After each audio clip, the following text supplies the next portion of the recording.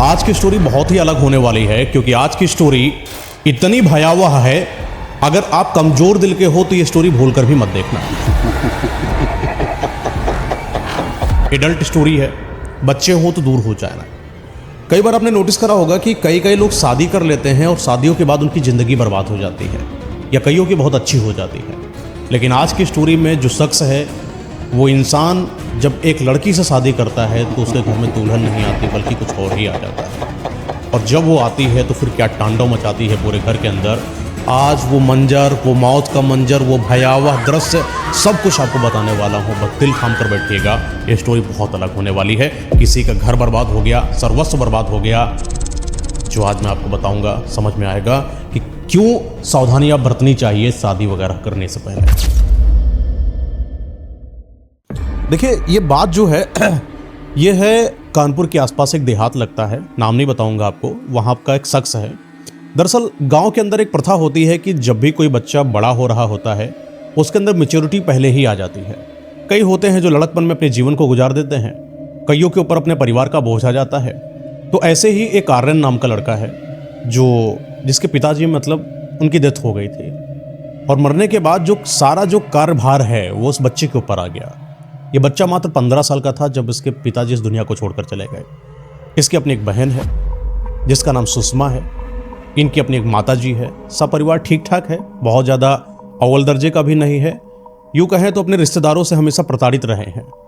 गरीबी एक इंसान को बर्बाद करती है, गरीबी हमेशा आपको नीचा दिखाती है। कुछ ऐसा ही आर्यन के साथ हुआ। आर्यन जैसे जैसे बड़ा होने लगा, अक्सर लोग इसको प्रताड़ित किया करते हैं, क्योंकि अपने ग्रुप में वो बहुत ज़्यादा बढ़ चढ़ कर खर्चा करने वाला नहीं था आर्यन। लेकिन इसकी एक बहुत अच्छी चीज़ थी कि जब भी किसी से मिलता था, दिल फेंक बातें करता था। खुश हो जाए इंसान ऐसी बातें करता था। अक्सर लोग जब इससे मिलते तो जुड़ाव रखते थे, याद रखते थे।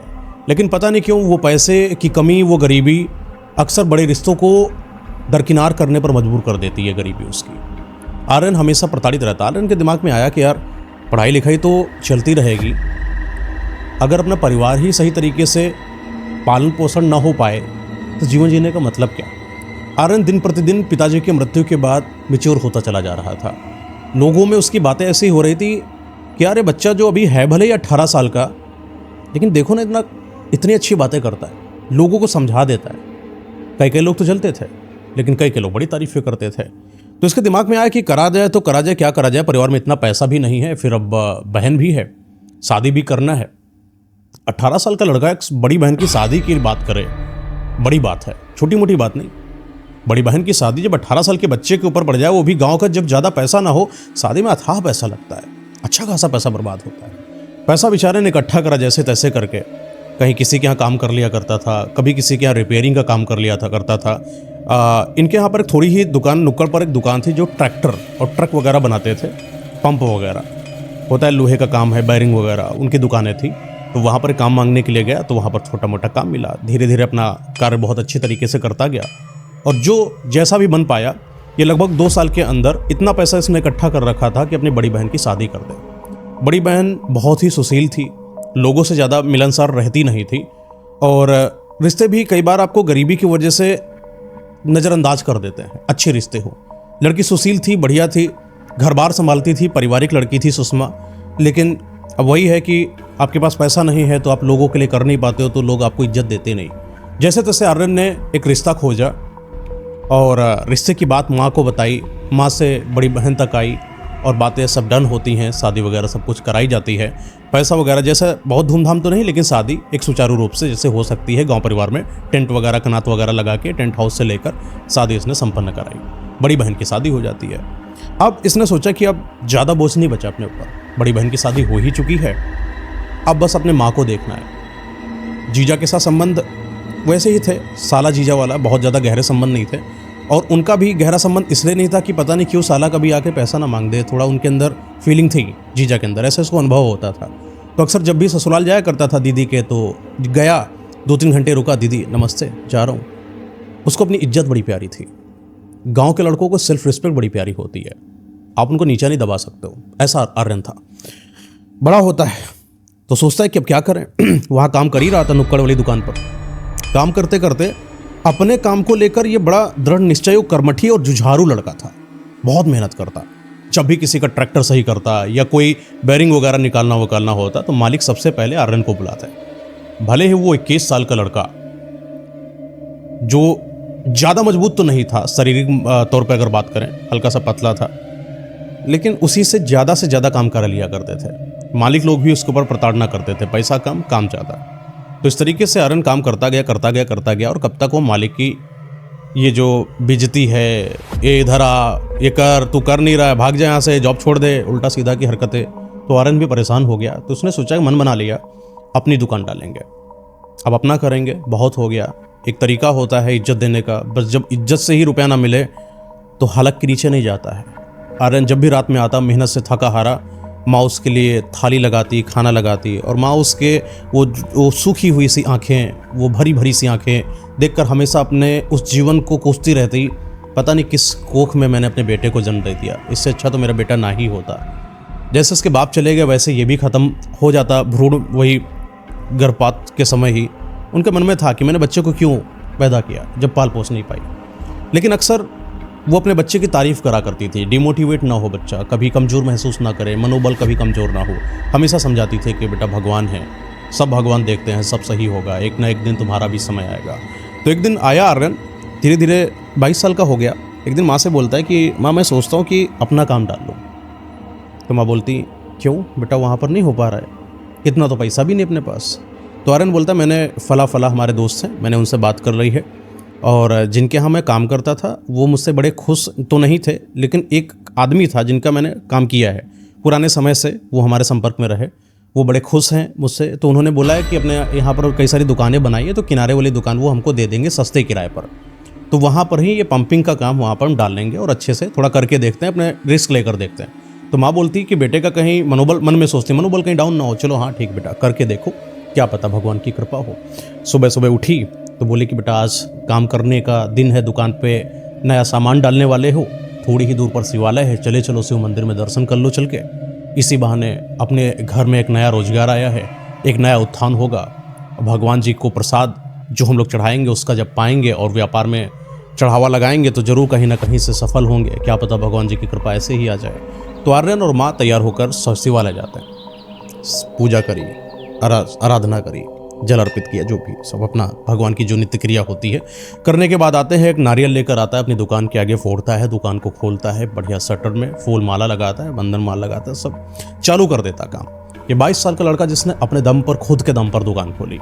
उस गाँव के अंदर कोई भी लड़का इतना ज़्यादा जुझारू नहीं था, यह हर कोई देखता था।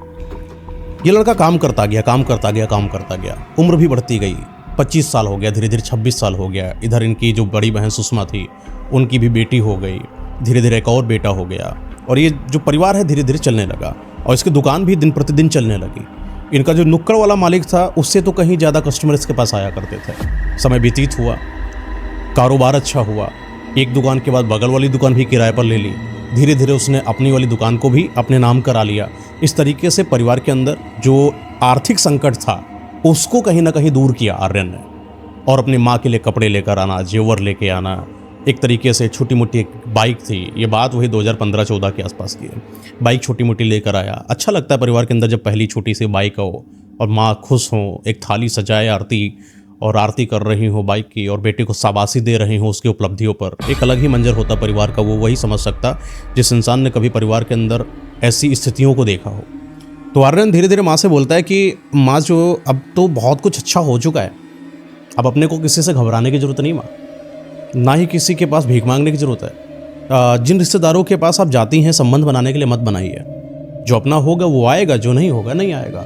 तो बड़ी बड़ी बातें अपने उस छोटे बेटे के मुंह से जब माँ सुनती तो बड़ा अच्छा लगता, सीना गर्व से चौड़ा हो जाता उस माँ का जिसका पति ना हो, और उसका बेटा जब बड़ी बड़ी बातें करे और बोले कि मैं संभाल लूँगा, ऐसा स्थिति। तो माँ बोलती मन के अंदर कि अब जो शादी करा देना चाहिए बेटे की। तो कई लोगों से बोलती रिश्ता वस्ता के लिए, कई लोग तैयार भी होते हैं, लेकिन आर्यन के अंदर पता नहीं क्यों था कि मैं शादी नहीं करूँगा। शादी से उसको चिढ़न थी, उसको अपने माँ से इतना लगाव था ना, और सुषमा का जो जीजा था, जो पति था, जो इसका जीजा था, उससे सुषमा के संबंध बनते नहीं थे बहुत ज़्यादा। और ये भी कई सारे दोस्तों के साथ रहता था, तो अक्सर ये देखा करता था कि शादी करने के बाद ना ज़िंदगी ख़राब हो जाती है, और जो औरत आती है तो फिर माँ को प्रताड़ित करती है, माँ से दूर कर देती है। कुछ ऐसी स्थितियाँ या अपना मनोभाव जो भी रहा हो, बस इसको शादी नहीं करना था। अक्सर माँ कई सारे रिश्तों को लेकर आया करती, वहाँ सुषमा भी कई सारे रिश्तों को लाया करती, लेकिन कभी भी ये रिश्तों के लिए हाँ नहीं करता। तो एक बार सुषमा जो है कॉल पे बोलती कि एक बात बताओ आर्यन, अगर तुम्हें शादी नहीं करना है, कोई और बात हो तो मैं तो तुम्हारी बड़ी बहन हूँ, बताओ कोई गर्लफ्रेंड का मैटर हो, कोई लड़की पसंद हो या क्या है, मैं माँ से बात करूँगी, घबराओ मत, मैं बड़ी बहन हूँ तुम्हारी, दोस्त समझो। आर्यन बोलता है कि दीदी ऐसी कोई बात है नहीं, ना मुझे कोई लड़की पसंद आती है और ना मुझसे शादी हो पाएगी। आप परेशान मत हो, आप अपनी ज़िंदगी को देखो। मैं आपकी ज़िंदगी को देखता हूँ, मैं रोता हूँ कि मैंने कहाँ उस समय अपनी बहन को डाल दिया। मेरा बड़ा मन करता है कि मैं उस ससुराल से आपको मैं अपने घर ले आऊँ, लेकिन फिर दिमाग में आता है ये समाज क्या कहेगा, फिर पता नहीं शादी हो ना हो। तो बहन कहती है कि भाई तुम ऐसी बातें मत करो, तुम मुझे रुलाओगे ऐसी बातें करके। मैं अपने जीवन में जैसा भी हूँ, जैसा भी ऊपर वाले का प्रारब्ध रहा होगा और मेरे पति जैसे भी मिले, मेरे कर्मों के फलों के आधार पर मिले, तुम परेशान मत हो, तुम अपनी शादी देखो। हर शादियाँ एक जैसी नहीं होती, कई शादियाँ बहुत अच्छी होती हैं। मैं तो भगवान से यही आराधना करती हूँ कि मेरा भाई को एक ऐसी बीवी मिले जो बहुत उसको खुश रखे, बहुत आगे लेकर जाए। और कब तक तुम अकेले काम करते रहोगे, माँ के लिए करोगे? एक कोई संगिनी होनी चाहिए जो तुम्हारा समर्थन करे। जब तुम अकेले हो तो तुम्हारी बातों को सुने, तुम उसको बताओ, वो तुम्हें बताए, घर परिवार आगे बढ़े। ऐसा ही परिवार हो तो अच्छा हो, मैं तो यही चाहती हूँ। तो बोलता है कि दीदी आप परेशान मत हो, मैं शादी नहीं करूँ। कई बार ऐसा दीदी का ट्राई रहा कि शादी वादी कर ले लड़का, 26-27 साल का हो रहा है धीरे धीरे, अब तो अच्छा नहीं लगता देखते देखते। बड़ा लड़का जब हो जाता है और शादी ना करे तो भी समाज में लगता है कि कोई खोट है क्या लड़के के अंदर, क्यों इतने सारे रिजेक्शंस हो रहे हैं, ये समाज के अंदर भी बातें होने चालू हो गई।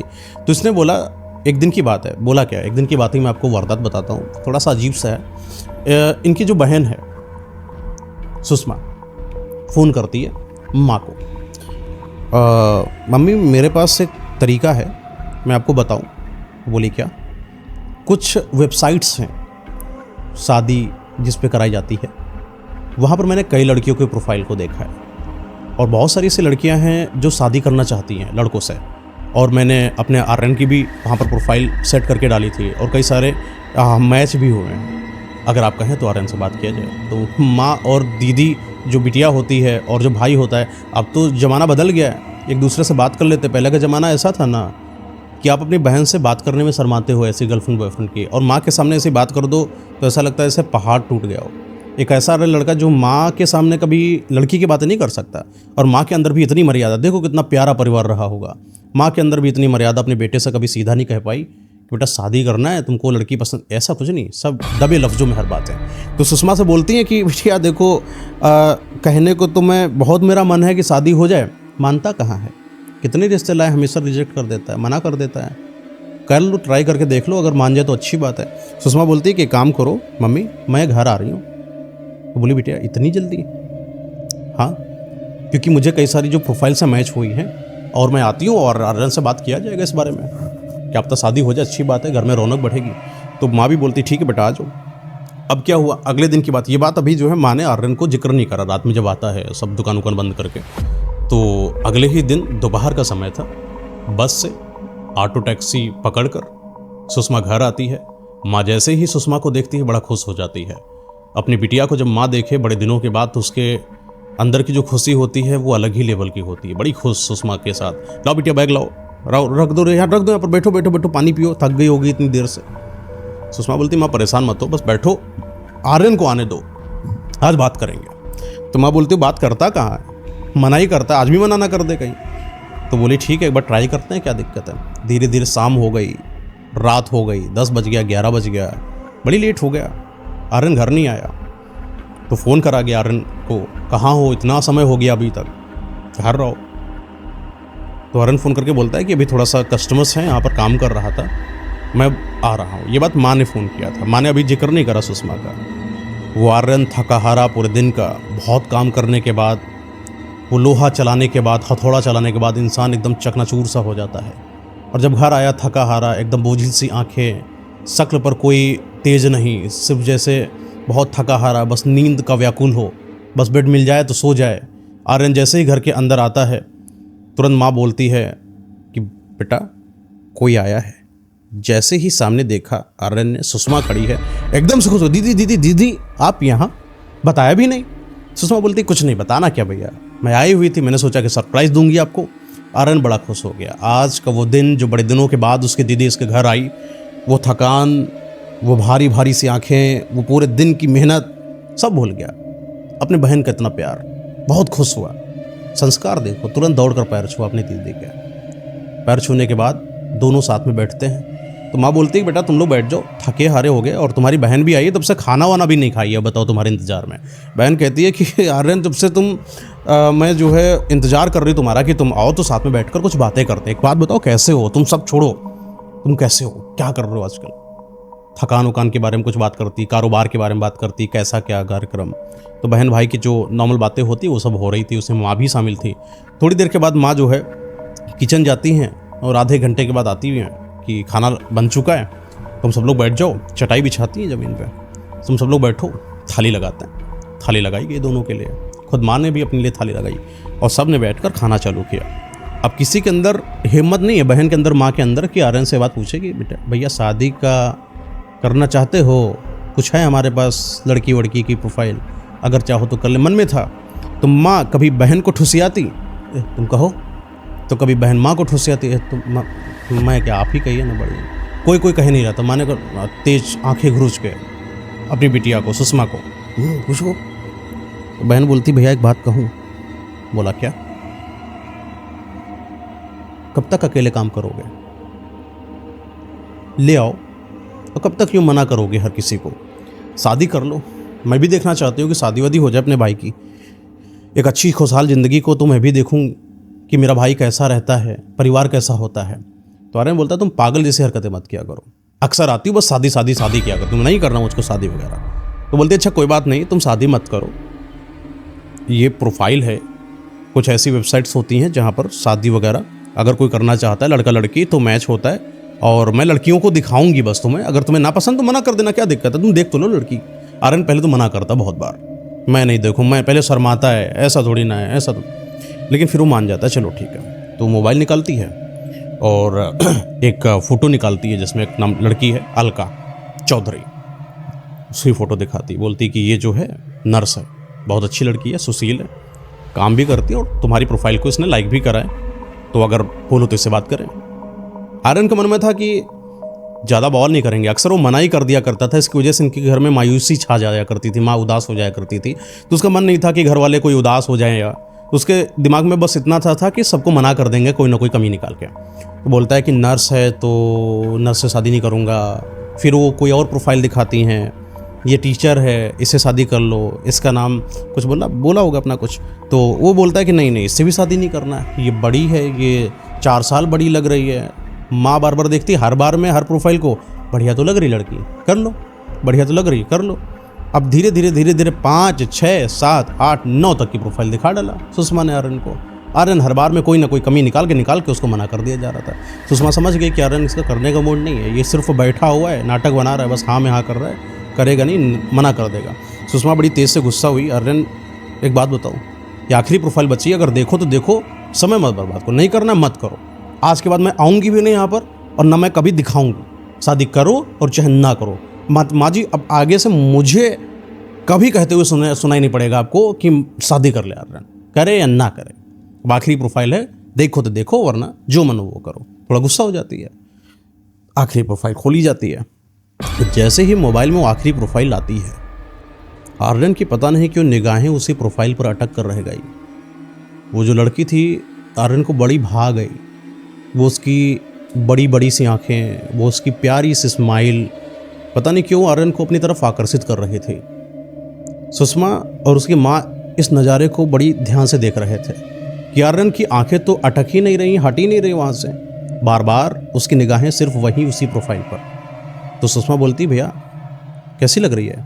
माँ उसी बीच में बोली बढ़िया तो लग रही है, अच्छी तो, कितनी प्यारी सी तो लड़की, इतनी प्यारी प्यारी आंखें, अपने घर में आएगी ना कितनी अच्छी लगेगी। आर्यन को जवाब ही नहीं दे रहा है, सिर्फ उसको देखता चला जा रहा है, सिर्फ घूर रहा है, उसको देख रहा है। सुषमा फिर से इशारों में कहती भैया क्या पसंद है। माँ बोलती पसंद तो है क्यों आर्यन, पसंद तो है। उसको थोड़ा सा मतलब उन लोगों को समझ में आ गया था कि उसको शायद देख रहा बड़ी ध्यान से, क्या पता पसंद ही आ गया हो। थोड़ी देर बाद आर्यन कुछ जवाब नहीं देता, सुषमा बोलती कि इसको डन करें। अरे दीदी नहीं, दीदी नहीं, अरे दीदी दीदी छोड़ो, सही बताओ, अच्छी लग रही है, अच्छी तो लग रही है। ठीक है।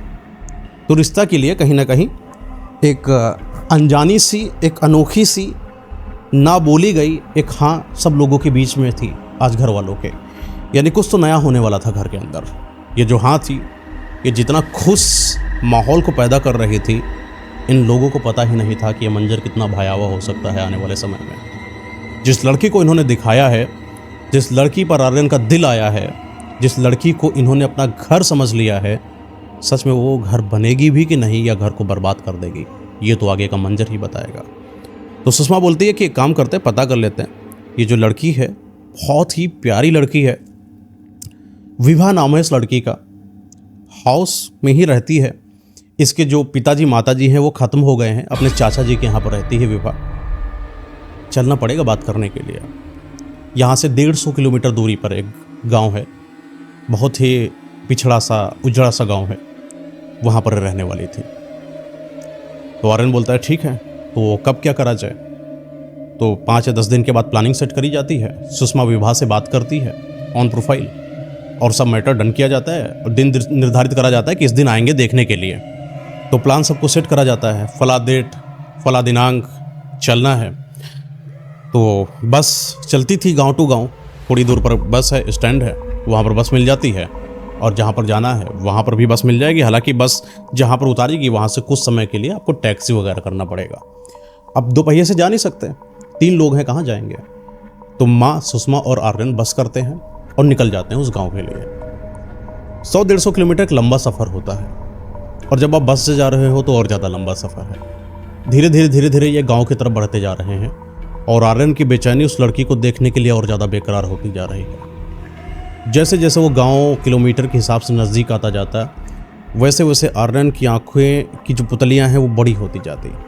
बहन भी कहीं ना कहीं बेसब्री से इंतज़ार कर रही थी उस मंजर का, जब वो अपने घर में कोई एक नई किलकारी को आता हुआ प्रतीत कर रही थी। गांव आ जाता है, सब लोग उतरते हैं बस स्टैंड के आसपास, थोड़ी दूर जाना है। पहले विक्रम चला करती थी हरी हरी, तो उनको उठाया जाता है, उस पर बैठते हैं लोग, और बैठकर पहुंच जाते हैं जहां पर इनका घर था। पता नहीं क्यों बड़ी सकरी सी गली थी, बहुत अजीब बीहड़ जैसी गली। ऐसा लगता था कि वहाँ पर कोई बहुत बड़ा कारोबार या बड़ा कोई कार्य वहाँ पर होता ही नहीं हो। साधारण सा बिल्कुल गाँव है, सकरी सी गलियाँ हैं, गलियों में अभी भी गाँवपन की निशानियाँ हैं, वही कच्चे कच्चे घर, छप्पर पड़े हुए। चलते चलते एक मोहल्ला आता है, उस मोहल्ले में पता करते करते पता चला कि वो वाला घर है। दरवाज़ा खटखटाया, तो पहले तो कोई नहीं आया। बड़ी देर के बाद दरवाज़ा धीरे से खुला, अजीब सा दरवाज़ा, बड़ा भयावह सा दरवाज़ा, बड़ा डरावना सा, टूटा फूटा हो, जैसे बड़े लंबे समय से 100-150 साल से उसको कभी बदला ही ना गया हो। वो वहाँ का आसपास का एनवायरनमेंट, वातावरण, वो शाम के 5 बजे का आसपास का समय अजीब अजीब सा लग रहा था सब वहाँ पर। थोड़ा सा माँ को बड़ा अजीब लगा, बेटा कुछ अलग नहीं लग रहा है यहाँ पर, ऐसा लग रहा है जैसे कि ये जगह सही नहीं लग रही है, ऐसी जगह पर शादी करना सही रहेगा। धीरे से बोलती सुषमा की कान में। सुषमा बोलती माँ भी तो आए हैं, शादी करना है ना करना वो तो बाद की बात है, पहले देख तो लिया जाए अंदर है क्या, अगर समझ में आएगी तभी तो शादी करेंगे, अभी तो बस देखने आए हैं, क्यों परेशान हो रही हैं। माँ, आर्यन और सुषमा फिर से टैप टैप टैप करते हैं।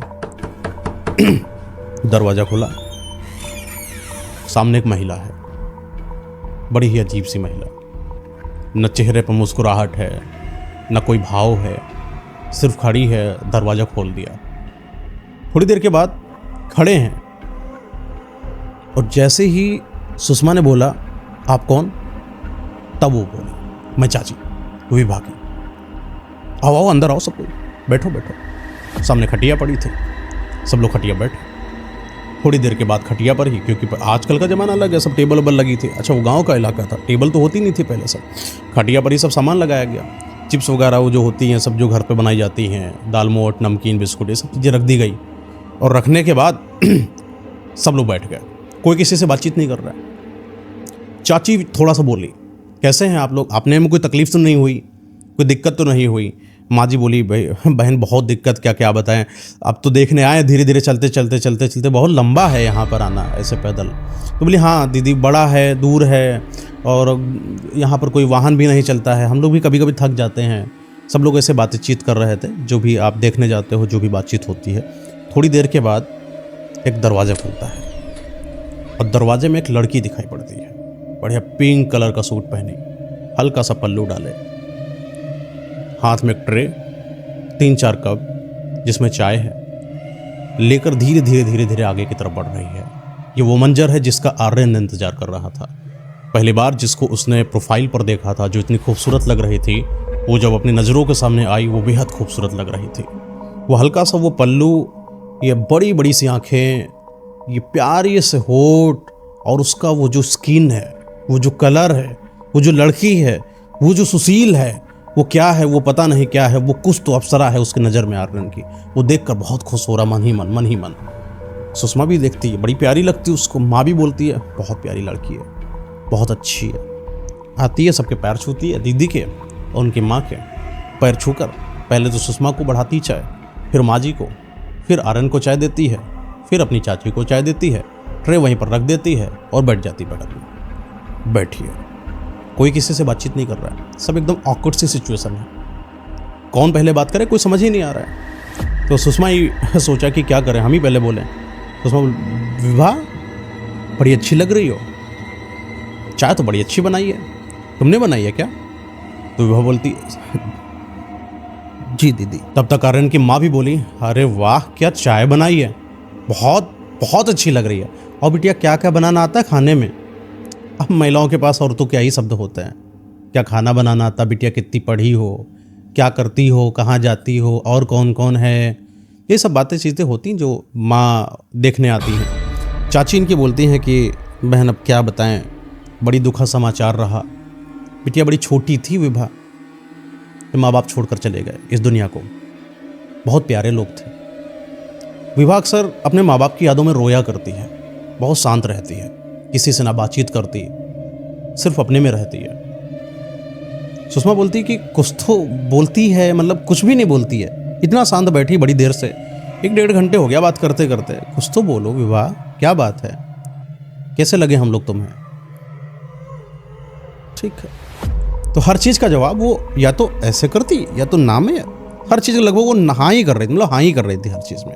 तो चाची भी बोलती माहौल को थोड़ा नॉर्मल करने के लिए, भैया आप लोग जो है बिल्कुल टेंशन ना लें, बिटिया बहुत सीधी हमारी, थोड़ा सा लोगों के बीच में घुली मिली है नहीं, कभी बाहर गई नहीं, गांव के हैं, संस्कारों में पली बड़ी हैं, बड़े बूढ़े हो जाते हैं तो पल्लू ही ढक लेते हैं, तो कभी किसी से मिली नहीं, तो थोड़ा शर्मा रही बिटिया। तो माँ बोलते अरे क्या संस्कार दिया आपने, बहुत अच्छी बिटिया है। थोड़ी देर बातचीत करे, सब लोगों ने उठे, चलो अच्छा चलते हैं। तो तब तक चाची बोली, बहन रात बहुत हो गई है, 9 बज रहा आसपास, चाहो तो आज के रात यहीं रुक जाओ। तो माँ जी बोलती नहीं बहन रुकेंगे नहीं, इतनी भी ज़्यादा दूर नहीं, अभी रात में हम लोग चला करते हैं, 11, 12 बजे तक चले जाते हैं, फिर थोड़ी दूर पर बसें चलती हैं ना शहर से आती हुई, और निकल जाएंगे, रात ही रात निकल जाएंगे। सुबह अपना कार्यक्रम में जो अपना कारोबार है, आर्यन खोलता है दुकान, वो भी खोल लेगा। अगर आज रुक गए तो पूरा दिन कल का भी बर्बाद हो जाएगा, कोई मतलब बनता नहीं है। तो बोली चलो ठीक है। तो और विभा दौड़ कर आती है, माँ के पैर छूती है, सुषमा के पैर छूती है, और पैर छूकर वो फिर वहीं पर बैठ जाती है, और ये दोनों लोग आपस में एक दूसरे के पैर छूते हैं, धीरे धीरे निकलने लगते हैं। पता नहीं क्यों सुषमा को अजीब लग रहा था, वो घर बड़ा अजीब था, क्योंकि उस घर में कुछ था ही नहीं, सिर्फ एक खाट पड़ी हुई थी, चाय पानी आई हुई थी, दीवारें भी बड़ी धुंधली सी फफूंदी सी लगी हुई थी, उसमें 2 तस्वीरें लगी थी किसी महिला पुरुष के, शायद हो सकता हो विवाह के माँ बापा की हो, लेकिन घर तो बड़ा अजीब था। ये बात उनकी माँ को भी लगा। रास्ते में बातचीत करते करते आ रहे हैं, पता नहीं कैसे परिवार हैं और कैसे रहते हैं, न बोलती है, घर भी अजीब सा है, पता नहीं रिश्ता करें कि ना करें। थोड़ी देर के बाद माँ बोलती है कि बिटिया तुमने देखा था जब उसने पैर छुआ था, कुछ अलग सा नहीं महसूस हुआ था? माँ आपको भी वही लगा क्या? बोली हाँ। क्या आप, तुमको क्या महसूस हुआ? बोलती जब उसने पैर छुआ जैसे जलने की छलछलाहट जैसी नहीं होती है, वैसा मुझे लगा, और जब मैंने अपने पैर को देखा तो बहुत अजीब सा लग रहा है, जैसे कोई चींटी काट गई हो। माँ बोली मेरे साथ भी सेम ऐसा ही हुआ था। बोले पता नहीं क्या है क्या नहीं है, देखते हैं। धीरे धीरे बस मिल जाती है, घर पहुँचते। आप घर पहुँचकर सुबह के जो भी थे बर्तन वर्तन कुछ पड़े हुए थे, साफ ऑफ कर रहे थे, एक दूसरे का हाथ बटा रहे थे बहन और माँ। बर्तन मांजते मांजते धोते धोते आपस में बातचीत भी कर रहे हैं। तो माँ बोलती कि सही नहीं लग रही मुझे, परिवार ही सही नहीं है, और जिसका परिवार ना हो उससे शादी करने का मतलब क्या है। तब तो सुषमा बोलती है कि हाँ माता जी, लेकिन पता नहीं क्यों ऐसा लगता है कि जैसे लड़की भी ठीक हो, असमंजस में हूँ मैं थोड़ा सा, हाँ भी है ना भी है। ये बात आर्यन सुन रहा था इन दोनों की। आर्यन आया दौड़ के, सीधा ही माँ से बोला, मैं शादी करूँगा तो इसी से करूँगा। सुषमा बोलते हैं, जो अभी तक शादी करने के लिए कभी हाँ ना कर रहा हो, एकदम से ऐसा क्या देख लिया। लड़ पड़ा आर्यन, माँ जी मैं शादी इसी से करूँगा। सुषमा बोलती, पागल हो गया क्या एकदम, क्या देखा तुमने भैया, ऐसा क्या देख लिया तुमने उस लड़की के अंदर जो अभी शादी करेंगे? अभी रिश्ता देखा है, हाँ या ना तो बात की बात है, हाँ या नहीं। मुझे शादी इसी से करना है, और अगर इससे शादी नहीं हुई तो मैं कहीं शादी नहीं करूंगा, सीधी बात। और ये बोल के चला गया, बिस्तर पर लेटकर सो गया। सुबह उठे, माता जी और सुषमा आपस में बातचीत कर रही हैं कि पहली बार तो लड़का किसी चीज़ के लिए हाँ बोला है, ज़्यादा अड़ंगे मत लगाओ, चलो हो जाने दो, देखा जाएगा। लड़की इतनी भी बुरी नहीं थी, संस्कार हो सकते हो क्या पता। नहीं बातचीत कर रही हो, और अच्छी बात है ना कि ज़्यादा बातचीत ना करें। अपने को भी कोई ऐसी लड़की चाहिए, बतंगड़ होगी, फालतू में ज़्यादा बोलेगी, परिवार में आग लगाई, इससे अच्छा शांत सीधी लड़की है, सुशील लग रही है। तो दोनों ने अपने मन को समझाया और शादी के लिए तैयार किया अपने आप को। तो आर्यन को भी बोलता है, ठीक है भैया, तुम्हारा मन है ना शादी करने का, बड़ा लड्डू फूट रहे हैं तुम्हारे उसके लिए, चलो तुम्हारी शादी उसी से करा देंगे। बड़ा खुश आर्यन कारोबार में गया, काम किया, बड़ा खुश तरीके से काम कर रहा, जैसे उसको कोई एक नई जिंदगी मिलने वाली हो। कुछ दिन बीतते हैं, पंडित जी को बुलाया जाता है, बुलाने के बाद मुहूर्त निकाले जाते हैं। फिर जो उनकी बहन है वो बातचीत कर लेती है कि कैसे क्या होगा। अब वो दिन है जिस दिन शादी है। अब क्योंकि ये इतनी दूर वो उतनी दूर, तो बात यहाँ तक गई कि शादी कैसे करा जाए। अब शादी तो बिटिया वाले कराएंगे अपनी तरफ से, लेकिन बिटिया के ना माँ बाप हैं ना कोई है, अच्छा चाचा भी नहीं थे उसके, दोनों सिर्फ महिलाएं थी घर के अंदर। तो बोली कि बहन देखो, शादी तो नहीं कर पाएंगे, ना धूमधाम के लिए पैसे चाहिए, अपनी बिटिया ही दे सकते हैं बस। शादी चाहे कोई मंदिर में करा लो, धूम धड़ाका ना करो। तो आर्यन कहता है, माँ बताती है आर्यन से कैसे समझ रहा है। तो आर्यन बोलता है कि माँ परेशान क्यों होती है, पैसा कमाया किस लिए, अपनी शादी भी ना कर पाए तो पैसा किस काम का। उनसे बोल दो कि ना कोई दहेज चाहिए ना कुछ चाहिए, और शादी का मंडप भी अपनी तरफ से होगा, ना इस गांव में मंडप होगा ना उस गांव में मंडप होगा, बीच में ही कहीं पर कोई धर्मशाला है जहां पर इनकी शादी होना तय है। सब कुछ सेट होता है, रात का माहौल है, जयमाला वगैरह सबको लग चुका है, अब बस इंतजार है तो लड़की के आने का। थोड़ी देर का मंजर पहले आपको बताता हूं। लड़की आती है सिर्फ अपनी चाची के साथ, कोई रिश्तेदार नहीं। जब भी आपकी शादी होती तब तक तो कम से कम कोई आपके रिश्तेदार होना ही चाहिए, धूमधाम कैसे होगी, और फिर पता कैसे चलेगा कि रिश्तेदार नहीं है तो परिवार का है का। तो सुषमा बोलती है कि विवाह तुम्हारे कोई परिवार वाले नहीं है। तो माता जी भी बोलती कोई है नहीं रिश्तेदार, तुम दोनों लोग हो सिर्फ, और शादी होने वाली है, ऐसा कैसे हो सकता है कि किसी की रिश्तेदार ही ना आए।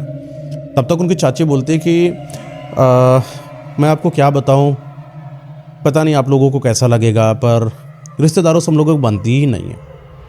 वो गरीबी, वो अजीब सा मंजर, हम लोग जब नहीं रहे तो लोगों ने मदद भी नहीं करी, और जब भी किसी के साथ रिश्ता रखा तो लोगों को लगा कि शायद हम लोग उनसे मदद मांग लेंगे, तो कभी कोई बन नहीं पाया।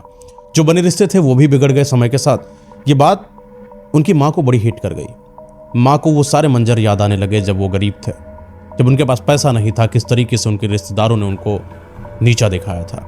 माँ समझ गई, अपना ही जैसा जब कोई चोट देखता है तो उस चोट को अच्छे से महसूस करता है। तो माँ ने बोला कोई बात नहीं, कंधे पर हाथ रखा, कोई बात नहीं, कोई रिश्तेदार नहीं, अब हम लोग एक नया परिवार हो चुके हैं, नया रिश्तेदार, एक नई रिश्तेदारी जोड़ते हैं, सब कोई साथ में रहेंगे, सा परिवार सब कोई साथ में है।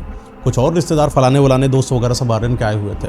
सब लोगों ने बड़ी धूमधाम से बढ़िया अच्छी शादी की, नॉर्मल एक मिडिल क्लास जैसी, इतनी भी नहीं कि मार पूरा पैसा उड़ा दिया, इतना लिमिटेड पैसा लगाकर जितनी शादी अच्छी हो सकती है उतनी शादी करी इन लोगों ने। जयमाल वगैरह भी हो गए, सब कुछ बहुत अच्छा हुआ। अब वो मंजर है जब सुहाग रात होने वाली है। पूरा घर बहुत शांत है, पूरे घर में कोई रिश्तेदार नहीं, सब अपने घर चले गए थे। सिर्फ इनके घर में विवाह है, आर्यन है, सुषमा है और उनकी माता जी हैं। हालांकि जो सुषमा है उनकी मौसी जी आई हुई थी, तो वो भी वहीं पर रुक गई थी। तो मौसी जी और माता जी एक कमरे में हो गई थी, विवाह अपना अलग हो गई थी, और इनका कमरे को विवाह ने और सब लोगों ने बहुत अच्छे से सजाया हुआ था। बिस्तर पड़ा हुआ था, बढ़िया फूल जो गुलाब का होता उनकी पंखुड़ियों को तोड़ा गया था, डाला गया था। वो पूरे कमरे में जो गुलाब के फूल की खुशबू है वो महक रही थी। वो अजीब सा कमरा लग रहा था, अलग सा ही, बहुत ही सुगंधित कमरा लग रहा था। वो जो लड़की विभा है, जो वो घर के अंदर आई थी, पता नहीं क्यों उसकी हरकतें भी अभी भी सुषमा और उनकी माँ को सही नहीं लग रही थी। क्योंकि जब घर के अंदर आई होता है, कलश को आपको पैर मारना होता है, तो बोला जाता है दुल्हन से कलर हल्का सा पैर मारो, लक्ष्मी आएगी। कलश को पैर मारकर दुल्हन अंदर आती है।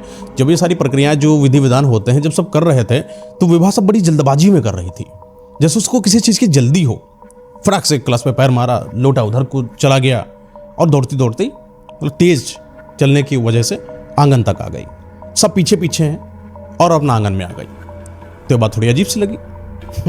सुषमा कहती कि भाभी जी आप थोड़ा सा यहीं पर रुकिए। भाभी को लेके गई कमरे में, तो वो कमरा पूरा अपना सब सजा वजा था, बढ़िया गुलाब की पंखुड़ियों से बिस्तर भी लगा हुआ था। ये उस बिस्तर में पता नहीं क्या खुशी पा गई, वो क्या उसको अच्छा लग गया, कुछ समझ में नहीं आया। वो दौड़कर गई और उस बिस्तर के कोने में बैठ गई। विभा थोड़ी देर बातचीत करी, कैसा लगा, घर कैसा लगा, लोग कैसे लगे, सब में बस हाँ कर रही थी, कोई जवाब नहीं दे रही थी, कोई भी एक्स्ट्रा जवाब नहीं, बातचीत भी नहीं कर रही थी, सिर्फ हर चीज़ का हाँ में जवाब दे रही थी। विभा बोली अच्छा कोई बात नहीं, तुम थक गई होगी और शर्मा भी रही हो, तो शर्माने की कोई बात नहीं है, मैं तो तुम्हारी भाभी हूँ, चलो तुम्हारी दोस्त हो, हम लोग साथ में रहेंगे ना, कोई दिक्कत नहीं, सब आराम से बिल्कुल अच्छे से रहो। यहाँ पर आर्यन बहुत अच्छा मेरा भाई है, बहुत अच्छे से ख्याल रखेगा, अच्छे से रहो, हम सब लोग बढ़िया अच्छे से परिवार के साथ रहेंगे। कुछ अच्छी बातें होती हैं और विभा वहाँ से, मतलब विभा तो वहाँ, सुषमा वहाँ से निकल कर चली जाती है। विभा को इंतजार नहीं हो रहा था जैसे आर्यन का, उसके भाव ही अलग थे। उसकी बस आंखें थी तो सिर्फ आर्यन के पास थी। समय होता है, आर्यन आता है कमरे के अंदर, कुंडी को बंद करता है, बगल में कुर्सी रखी है, उस कुर्सी पर आर्यन बैठ जाता है और विभा को देख रहा होता है। बड़ी ध्यान से विभा को देख रहा है। विभा अपने सर को नीचे झुकाए हुए ऐसे बैठी हुई है, शादी के जोड़े में। अगरबत्ती बगल में रखी थी, अगरबत्ती जलाया आर्यन ने। वो अगरबत्ती की सुगंध और ग्लास में रखा हुआ दूध हल्दी वाला जब वो पीता है, धीरे धीरे धीरे धीरे धीरे धीरे धीरे वो अगरबत्ती की सुगंध फैलना चालू हो जाती है कमरे के अंदर। और गुलाब की पंखुड़ियों की सुगंध जो है वो एक अजीब ही माहौल बना रही थी कमरे का। और वहाँ किनारे कोने में बैठी विभा जो सर को अपने ऊपर ही ना कर रही थी, और वहाँ आर्यन बैठा कुर्सी पर, सिर्फ विभा की कुछ हाँ या ना या कुछ बोलने का इंतजार कर रहा था। एक लंबा समय बीत गया लेकिन विभा का कुछ रिएक्शन नहीं था। तो आर्यन ने सोचा कि बोल नहीं रही कुछ, खुद ही से लगता बोलना पड़ेगा। आर्यन बोलता विभा डरो नहीं, शर्माओ नहीं, मैं तो तुम्हारा पति हूं, आपसे तुम बहुत खुश रहोगी मेरे साथ, अच्छे से रहोगी तुम मेरे साथ। हम दोनों लोग अपने घर को बहुत अच्छा बनाएंगे, अपने परिवार को बहुत अच्छे से बनाएंगे। कुछ पारिवारिक जो प्लान होते हैं किसी एक लड़के के, वो बातें बताता है। विभा हर चीज़ में हाँ हाँ कर रही थी, लेकिन वो अपने सर को ऊपर नहीं उठा रही थी। थोड़ी देर के बाद आर्यन उठता है, बिस्तर पर चढ़ता है और जो फूल की पंखुड़ियाँ थी उनको किनारे थोड़ा थोड़ा करता है और चलते चलते चलते विभा के पास आता, नज़दीक एकदम। पल्लू पड़ा हुआ था, धीरे से पल्लू को उठाता है और वो अपनी विभा को अपनी आंखों के सामने पाता है। वो बड़ी बड़ी सी आंखें, काजल से रमी हुई, बहुत प्यारी लग रही थी, सूरमा सी आंखें, ऐसी आंखें जो किसी को भी अपनी तरफ आकर्षित कर ले। आर्यन विभा की उन आंखों में डूबता चला जा रहा था। वो उसकी चेहरे की खूबसूरती उसको अपनी तरफ खींच रही थी, जैसे आर्यन को लग रहा हो कि मैं इसके अंदर समाहित हो जाऊं, मैं अपने आप को खो चुका हूं, ऐसा आर्यन को लग रहा था। वो अपनी आत्मा को भूल चुका था, अपने शरीर को भूल चुका था, सिर्फ वो विभा को देख रहा था। विभा को देखते देखते अपने मुंह को विभा के करीब लेकर आता है। तब तक विभा थोड़ा सा शर्माती है और शर्मा कर पीछे हटने की कोशिश करती है, और वो विभा के ऐसे कानों के पास से दोनों हाथों से उसको पकड़ता है और उसके मत्थे पर एक किस करता है। विभा को पहले तो अजीब लगता है थोड़ा सा, कहती है कि आज तक मैंने कभी ऐसा करा नहीं है, मुझे थोड़ा अजीब लग रहा है, क्या हम लोग फिर कभी, अब ठीक है कोई दिक्कत नहीं, हम लोग तो साथी में हैं, संगी हैं, संगिनी हैं, साथ रहेंगे ना, कोई दिक्कत नहीं, आराम से तुम लेटो, रिलैक्स करो, तुम थक गई होगी। आर्यन ने अपने उन भावनाओं को संयंत्रित करा और अपने आप को संभाला कि नहीं, अभी विभा को नहीं दिखाना है कि मेरे अंदर क्या चल रहा है। थोड़ी देर के बाद विभा के अंदर कुछ बदलाव आना चालू हो गए, उसकी बातों में बदलाव आना चालू हुए। जो लड़की अभी तक ज़्यादा नहीं बोल रही थी, सिर्फ हाँ हाँ में जवाब दे रही थी, आर्यन से बोलती है कि तुमने कभी सेक्स किया है? तो आर्यन उसकी इस बात पर एकदम से झटपटा गया, नहीं। विभा क्या हो गया तुम्हें, तुम डायरेक्ट ही पूछ रही हो। थोड़ा सा वो शर्माया, थोड़ा सा हड़बड़ाया, लेकिन विभा उसके कानों पर एक उंगली को लेकर आती है, ऐसे करके बोलती है, उसको लिटा देती है हल्का सा, ऐसे करती है, सच में बताओ ना मैं तुम्हारी हूं। आर्यन बोलता, और क्या, और किसकी हो?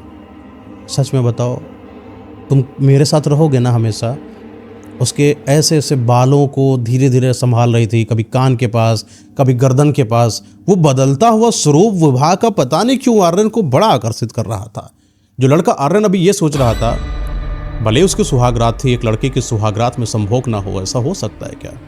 जिसने अपनी उन हवसी भावनाओं को या अपनी प्रेममयी वो संभोग वाली भावनाओं को संभाल कर रखा था, धीरे धीरे उन पर नियंत्रण होता जा रहा था। वो विभा के प्यार में पागल हो रहा था।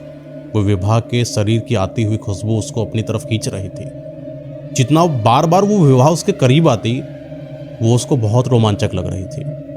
धीरे धीरे उस कमरे के अंदर एक बल्ब लगा हुआ था जो हल्की हल्की सी रोशनी को छोड़ रहा था। आर्यन ने सोचा कि उस बल्ब को बंद कर देते हैं। आर्यन ने बोला कि मैं लाइट को बंद कर दूं।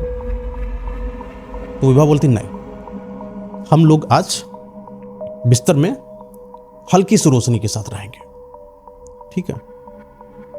थोड़ी देर के बाद आर्यन उसकी आंखों को देखता देखता देखता देखता उसमें इतना पागल हो गया कि उसको समझ में नहीं आ रहा था कि मेरे साथ हो क्या रहा है। अचानक उसकी निगाह उसके पैरों पर पड़ी। ये क्या, ये पैर किसी सामान्य लड़की के तो हो ही नहीं सकते। जो लड़की इतनी खूबसूरत हो, उसके पैर इतने काले कैसे? इतने काले पैर जैसे सड़ चुकी हैं। उन सड़े हुए पैरों को जैसे ही आर्यन देखता है, एकदम से चिल्लाता, विभा ये क्या है?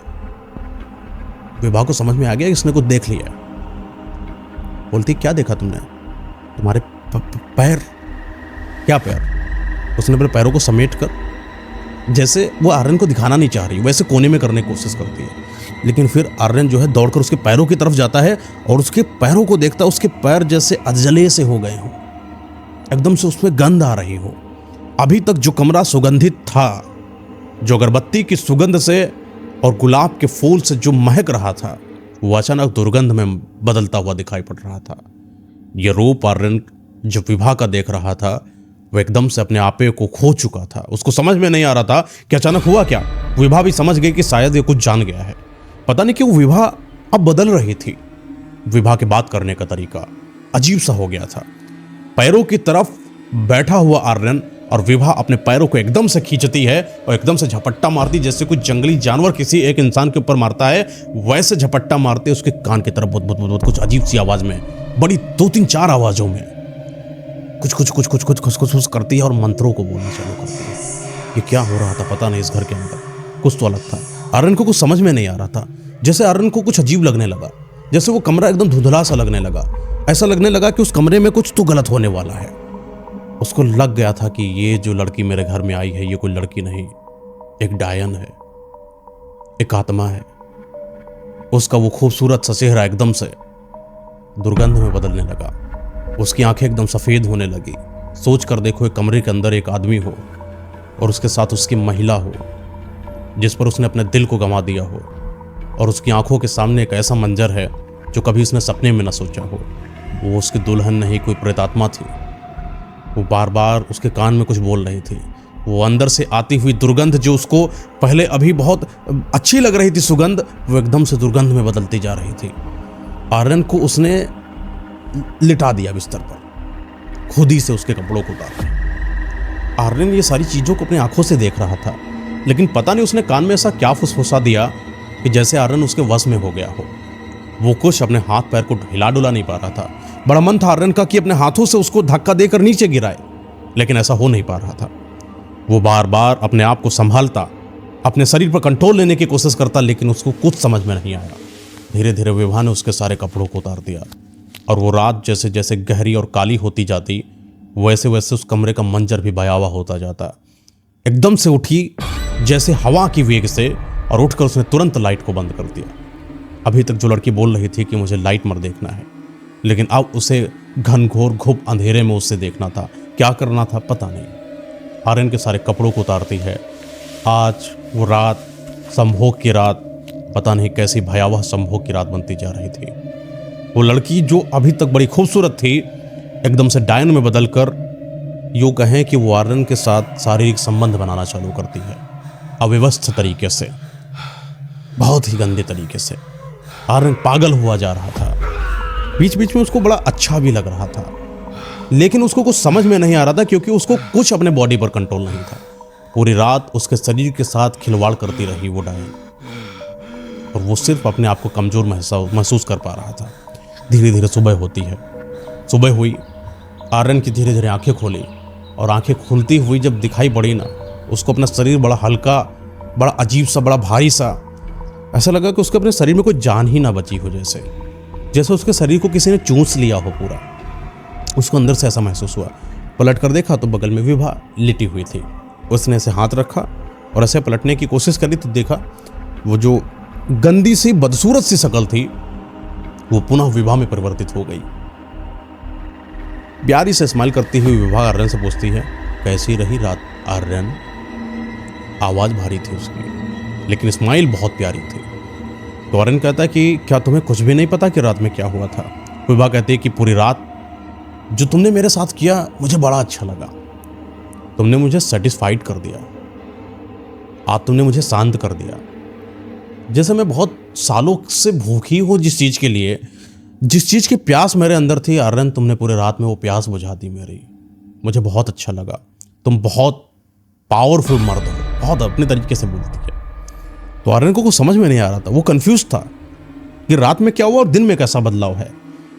उसको शरीर बड़ा भारी लग रहा था। उसको कुछ समझ में नहीं आ रहा था कि मैं करूं तो करूं, क्या करूं। दरवाज़ा खोलता है, धीरे धीरे उठता है और सब लोग बाहर हैं। माता जी, मौसी जी और सुषमा।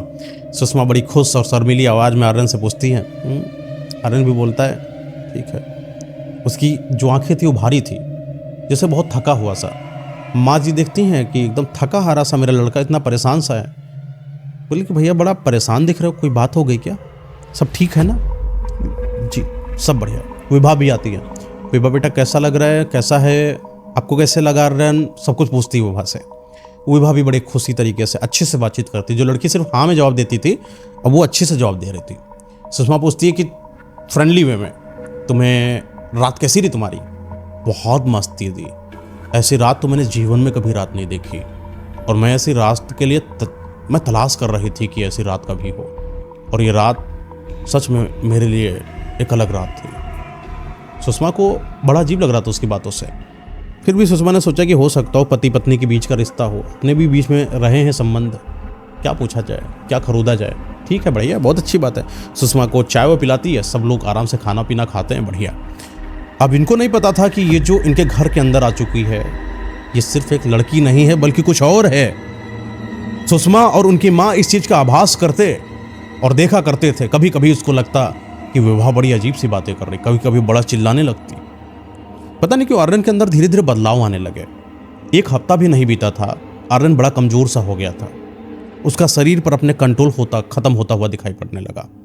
आर्यन किसी से बातचीत नहीं करता था। जो लड़का सबसे संबंध बनाने पर मशहूर था, अपने आप में इतना सामाजिक था कि हर कोई इंसान उससे मिलता था, अब वो किसी से नहीं मिलता।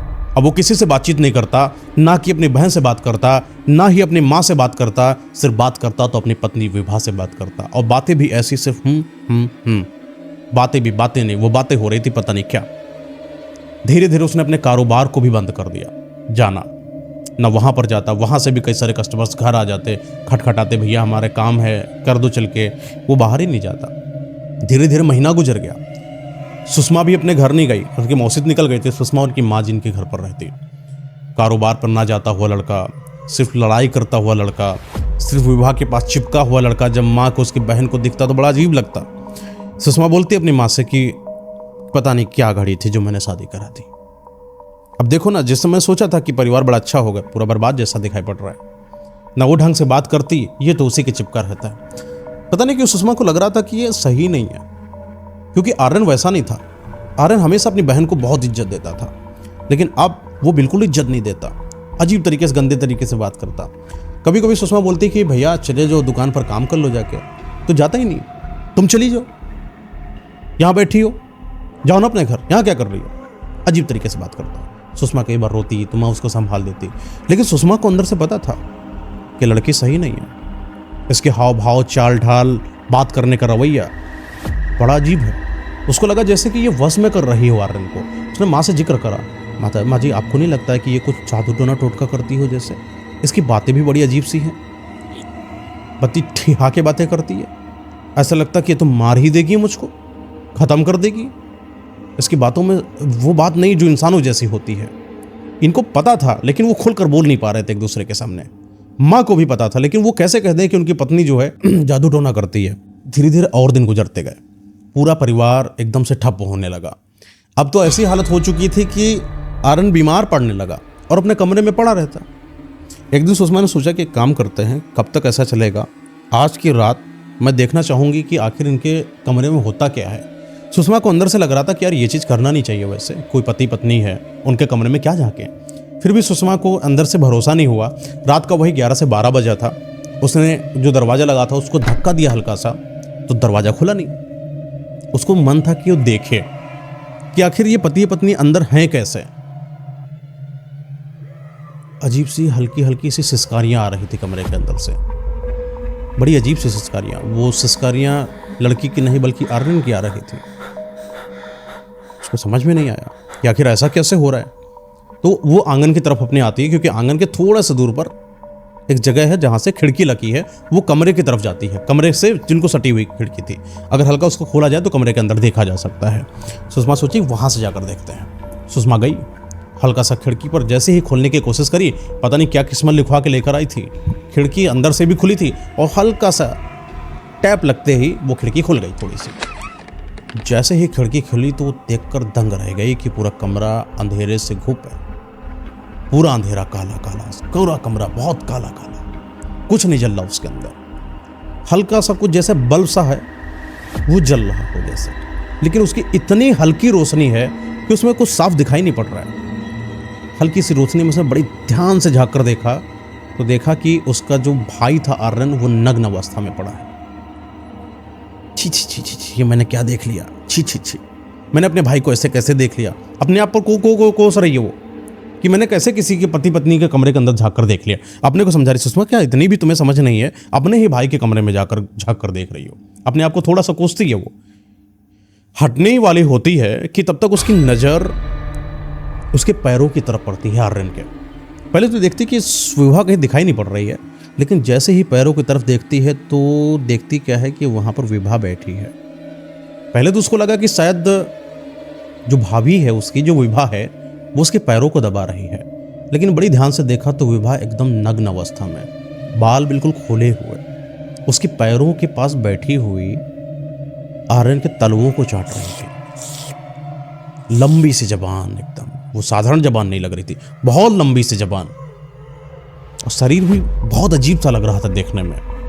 चाटे जा रहे थे उसके तलवे को, और तलवे को इस कदर चाट रही थी कि जैसे कोई एक डायन कोई इंसान के खून को पी रही हो, कुछ वैसे।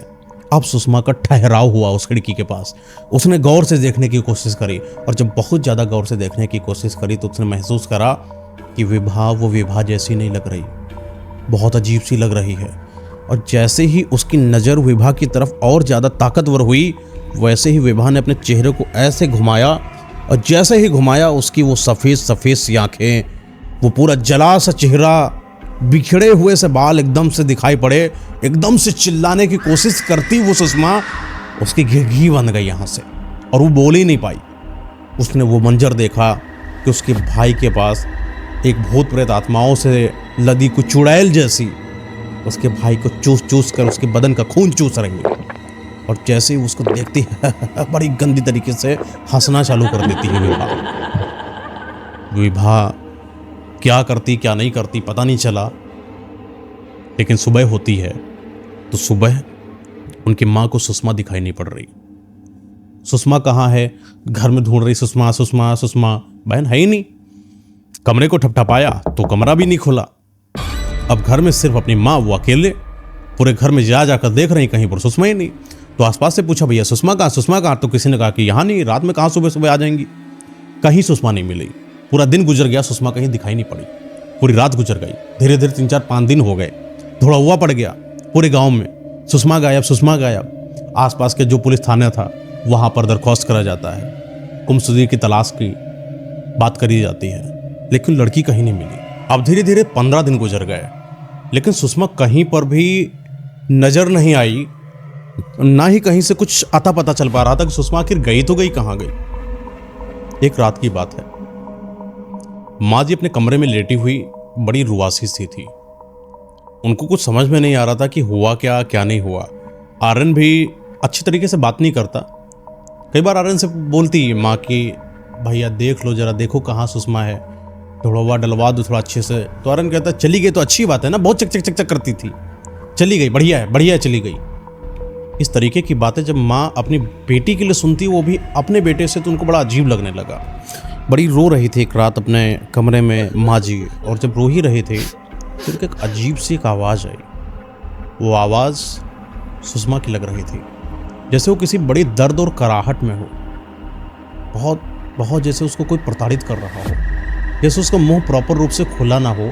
वो हल्की हल्की सी रूंधी रूंधी सी आवाज़, बचाओ बचाओ बचाओ, अजीब सी आवाज़ आ रही थी। समझ में नहीं आया कि वो आवाज़ आ कहाँ से रही। पूरे घर में ढूंढ डाला, लेकिन सुषमा कहीं नहीं। पूरी रात गुजर गई ढूंढते ढूंढते। माँ हर जगह पर अपनी उन बूढ़ी निगाहों से देखती, लेकिन वो निगाहें थक जाती सुषमा को ढूंढते ढूंढते, लेकिन सुषमा दिखाई नहीं पड़ती। पूरा दिन, अगला दिन होता, फिर देखती, हर किसी को बताती कि हल्की हल्की सी आवाज़, सुषमा की आवाज़ सुनाई पड़ी। तो एक दिन लोगों ने सोचा कि हो सकता हो कि इनको अपना प्रेम ज़्यादा हो, वो प्रेममयी आवाज़ हो सकता सुनाई पड़ रही हो। लोगों ने समझाया, माता जी ऐसा नहीं है, वो आपकी बिटिया थी ना, आपको हो सकता हो उसकी आवाज़ आ रही है इसलिए, क्योंकि आप भूल नहीं पा रही हैं, या आपको बार बार याद आ रहा है। परेशान ना हो, सुषमा जहाँ भी होगी आ जाएगी। माँ को दूसरे लोगों की बातों पर भरोसा ही नहीं था, अपना बेटा ही नहीं अपने पास, मतलब बेटी गई तो गई, कहाँ गई? अरे यही पता चल जाता कि ससुराल में है, तभी तक तो सुकून मिलता। ससुराल से भी खबर आ गई उसके कि यहाँ तो है ही नहीं। अगली फिर रात आई, फिर वही अजीब अजीब सी आवाज़ें, हल्की हल्की सी, जैसे सुषमा को कोई मार रहा हो, जैसे सुषमा के रोने की, सिसकने की आवाज़ें।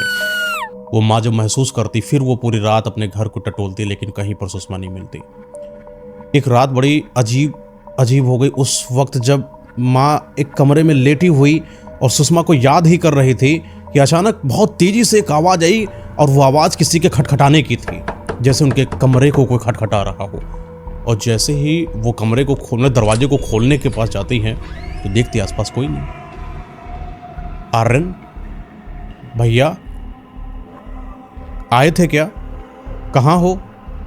आवाज़ लगाती है, लेकिन आर्यन की आवाज़ भी नहीं आ रही है। यानी कोई है भी नहीं तो खटखटा के गया कौन, पता नहीं।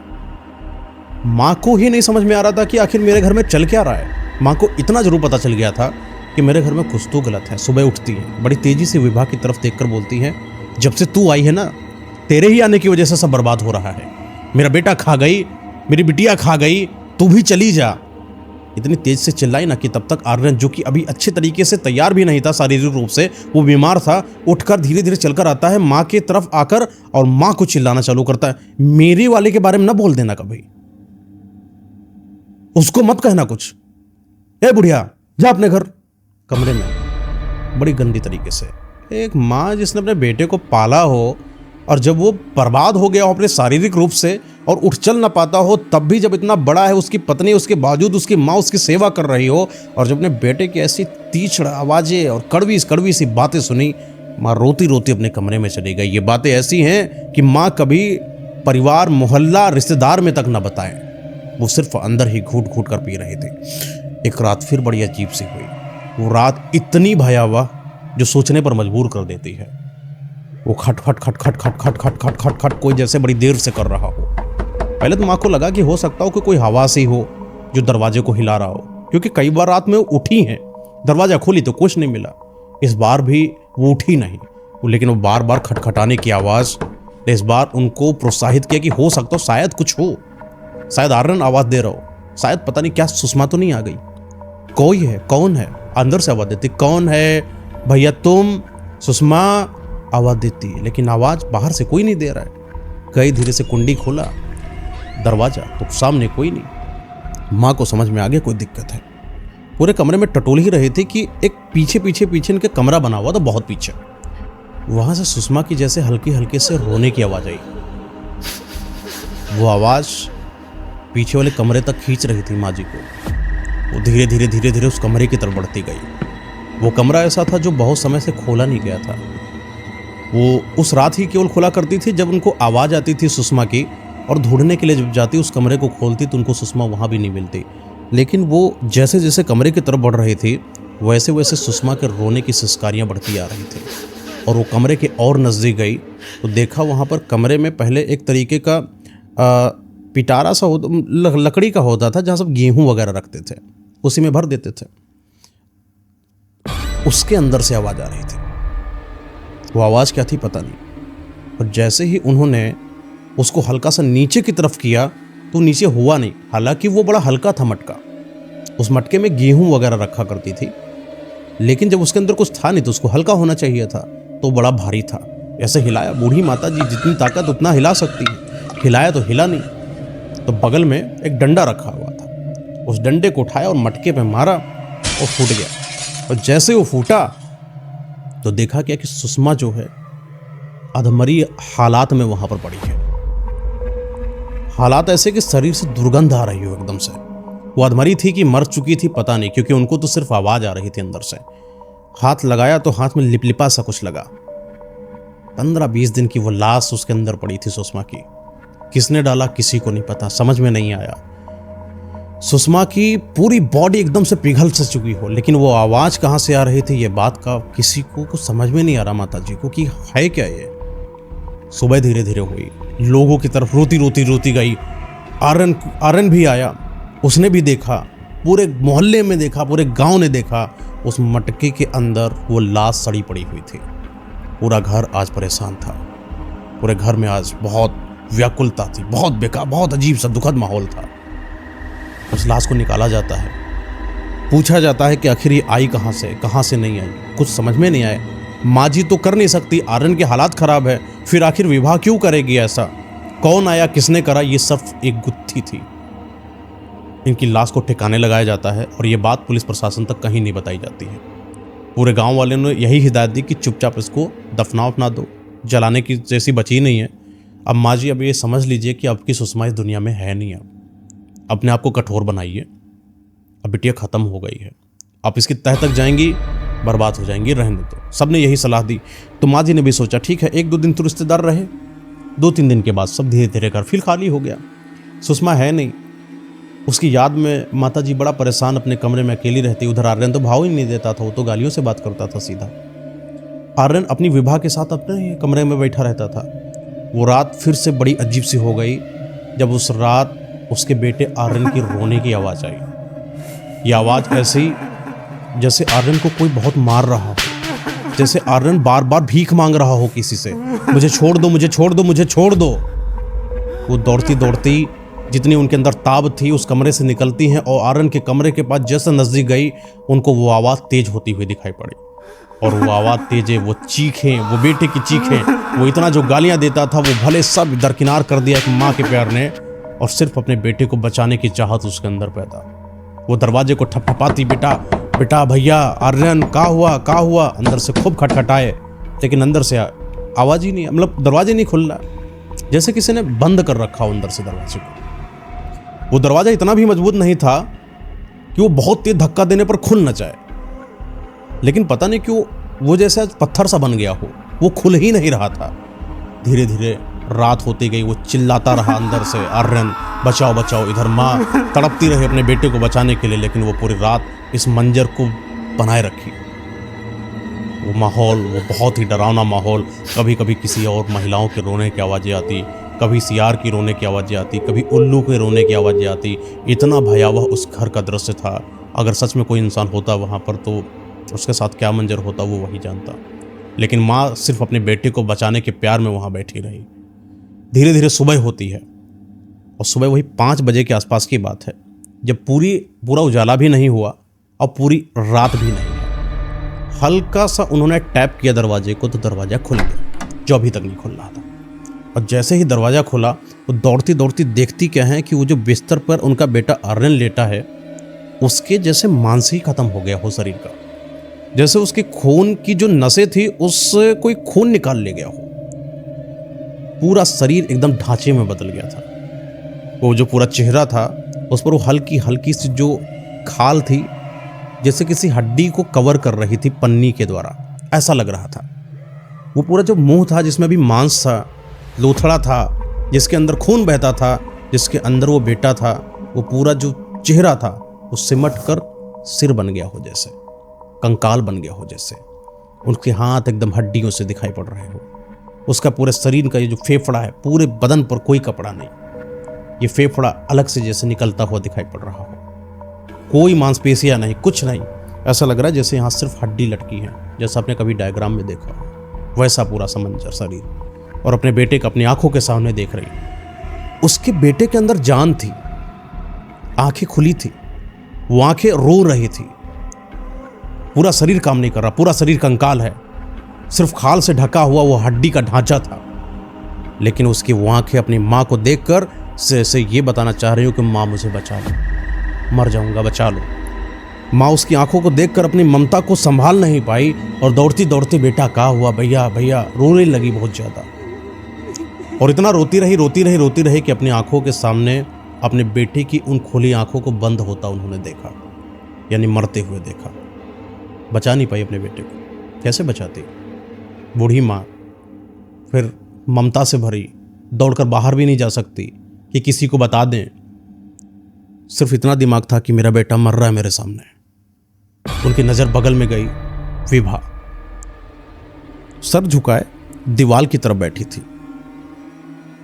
गई ऐसे पीछे हाथ मारा, करमजली कुलंचनी, जब से आई है मेरे घर में बर्बाद कर दिया, कौन है तू?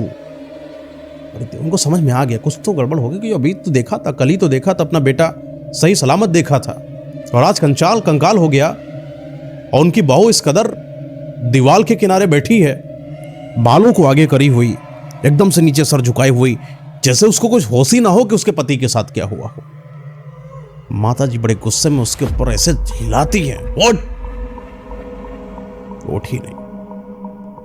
बड़ी तेज हिलाने के बाद उसने धीरे से अपने सर को जैसे ही ऐसे किया जैसे उसकी मां के तलवों के नीचे जमीन खिसक गई, क्योंकि वो विभा नहीं थी। उसका चेहरा एकदम से जला हुआ, आंखें एकदम सफेद, बाल हैं ही नहीं, और एकदम से घिंघियाती हुई आवाज में बोलती, ए बुढ़िया देख कौन हूं मैं, डायन सुना है? डायन वो हूं मैं, जैसे सुषमा को मारा है ना, आज वैसे ही तुझको मारा। बहुत बोलती है बुढ़िया तो, बहुत बोलती है तो। पकड़ा ऐसे गला एकदम से जमीन में, दीवार में लड़ाया, छत पे लड़ाया। एकदम से जैसे ही लड़ा, ये पूरा सर जैसे खंड खंड हो गया हो बुढ़िया का, लहू लुहान हो गई हो। एकदम से कोई नहीं मरता है, धीरे धीरे मरता है, मिनट दर सेकंड मरता है आदमी। वो जो मिनट के बाद का जो सेकंड होता है, वो इतना दर्द झेलती हुई वो बूढ़ी माँ अपनी आंखों के सामने अपने घर को बर्बाद होते हुए देख रही थी। उनकी आत्मा करोच रही थी अंदर से। मौत उनकी आंखों के सामने खड़ी है और वो डायन ऐसे लटकाए है। धीरे धीरे उनकी आंखें ऊपर की तरफ जाती हैं, जैसे ऊपर की तरफ लटक गई हो, और वो अपनी सांस को छोड़ देती है, इस दुनिया से विदा ले लेती है। ये कदर इतना भयावह था कि इनके घर के दूर पर एक परिवार था, उन्होंने कुछ देखा था इनके घरों में, लेकिन उनके घर में भी इतनी हिम्मत नहीं थी कि वो किसी को बता पाए। कई मर्तबा उन्होंने देखा था कि इनके घर में कुछ है, इनकी बहू नहीं है, डायन है, लेकिन ये बात उन्होंने किसी को नहीं बताई।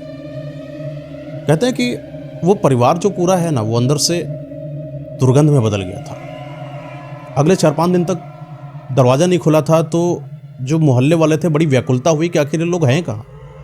10 दिन के बाद आसपास लोगों ने दरवाज़ा खोला तो पाया कि सुषमा तो पहले ही दफना दी गई थी। उनकी बूढ़ी माँ वहाँ पर सड़ी गली पड़ी हुई है, वो जो की बहू है वो है ही नहीं वहाँ पर, उनका लड़का कंकाल रूपी बिस्तर पर पड़ा हुआ है, और पूरे घर में सिर्फ मातम है, सिर्फ अंधेरा है।